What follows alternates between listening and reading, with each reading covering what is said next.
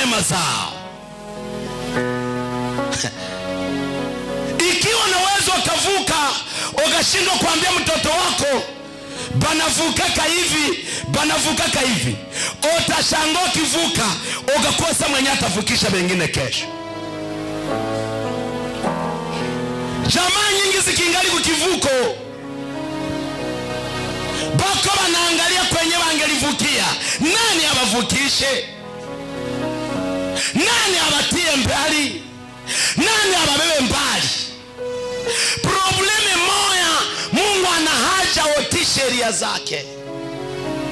Sheria za Mungu kanisa halifuate tena sheria. Kanisa la Mungu leo limetupa sheria. Ndio maana niko nakwambia mwimbaji, ukishika sheria utaimba, utafaulu, utatorola, utavuka.